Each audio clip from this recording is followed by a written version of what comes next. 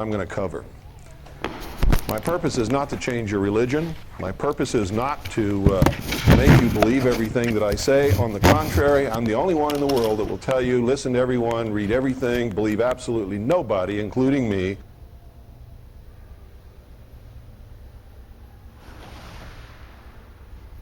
But in the bullshit department, a businessman can't hold a candle to a clergyman. Because I got to tell you the truth, folks. I got to tell you the truth. When it comes to bullshit, big time, major league bullshit, you have to stand in awe of the all-time champion of false promises and exaggerated claims, religion. No contest. No contest. Religion easily has the greatest bullshit story ever told. Think about it. Religion has actually convinced people that there's an invisible man living in the sky who watches everything you do every minute of every day. And the invisible man has a special list of 10 things he does not want you to do. And if you do any of these 10 things, he has a special place full of fire and smoke and burning and torture and anguish where he will send you to live and suffer and burn and choke and scream and cry forever and ever till the end of time. But he loves you.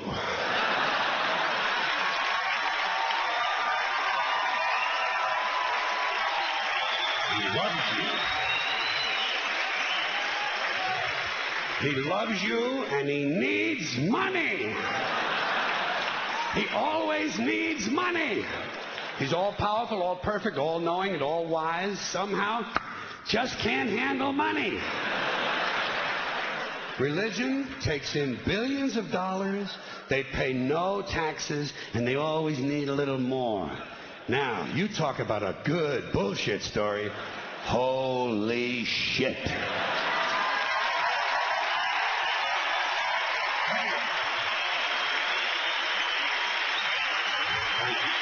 But,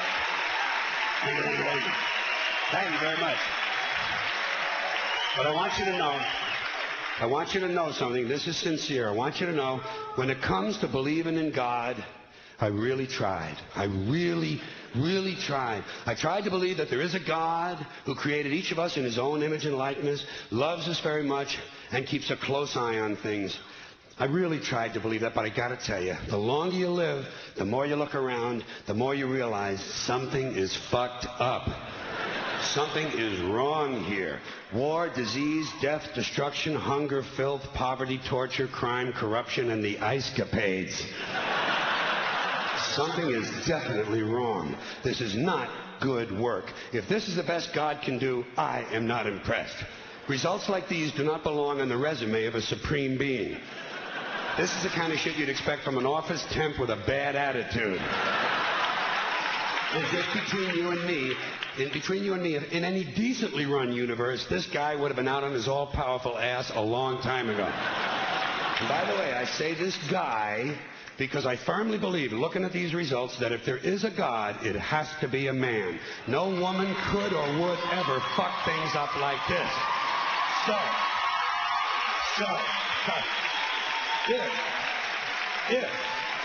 If there is a God, I think most reasonable people might agree that he's at least incompetent and maybe, just maybe, doesn't give a shit.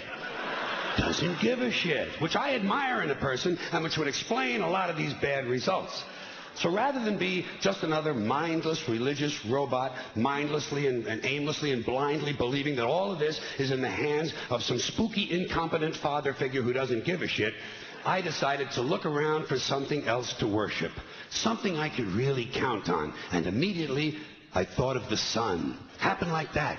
Overnight, I became a sun worshiper. Well, not overnight. You can't see the sun at night. But first thing the next morning,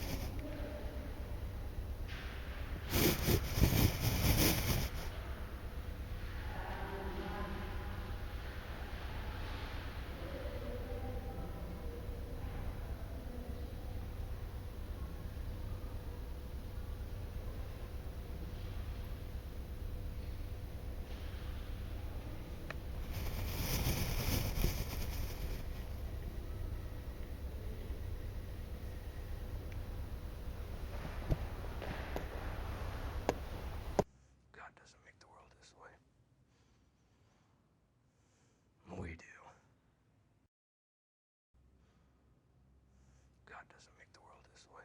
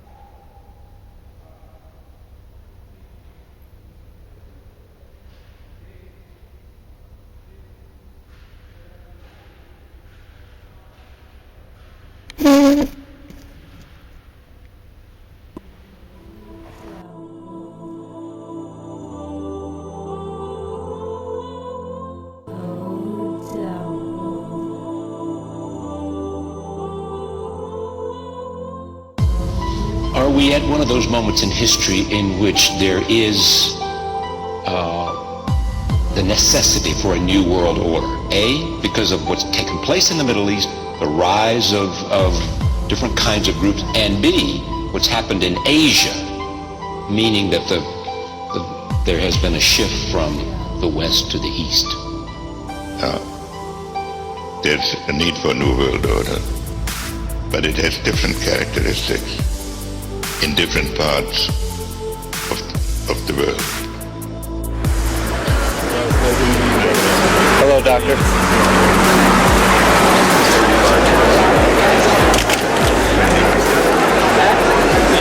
Mr. Kissinger, what are you going to be doing at Bilderberg this year in Switzerland? What am I going to do in Bilderberg, yeah, in Switzerland this year. do at Bilderberg? What happens there? Well, a discussion of various topics. Mr. Kissinger, we're going to go this way. Your insight gives a lot to think about. Thank you so much, Dr. That's good. Kissinger. Thanks. Pleasure. Good to see you. They got to go out there. Can you expand on your quote when you said military men are dumb, stupid animals to be used as pawns for foreign policy? I never said that. Bob Woodward said you said that. Did Bob Woodward never tell me? Nancy, which way do you want to go? He's the guy who covered Watergate. He's a trusted journalist. It doesn't. You never said that? Your greatest accomplishments have caused a lot of human suffering. Please, sir. Do you have any regret or remorse for the human suffering, Mr. Kissinger, that you caused millions of people in Chile and Argentina and East Timor? Mr. Kissinger, I know you're not going to respond, but I don't want your New World Order, and you won't have one, Mr. Kissinger. National sovereignty will prevail, freedom will reign, nation states will survive, sir, and you will not have your New World Order, your eugenics, because we are changed and we are taking this generation back, sir. Who is this inside of us? Henry Kissinger. He's a dangerous war criminal. Oh, yeah? You know Henry Kissinger? Yeah, about him. Yeah, he's a dangerous Illuminati scumbag. That's an appropriate place to end this conversation and as the beginning of a series of conversations, but it is to recognize that we are at one of those moments. Absolutely. Where there are forces at work. And that people may be coming to an idea that we're looking at an abyss and need to come back from it, and you see some hope that might be starting. It's also a great opportunity. Henry Kissinger, former Secretary of State. We began, as I said, this series of conversations with former Secretaries of State, with people from not just the United States, but other countries, talking about this new world order and where we go from here.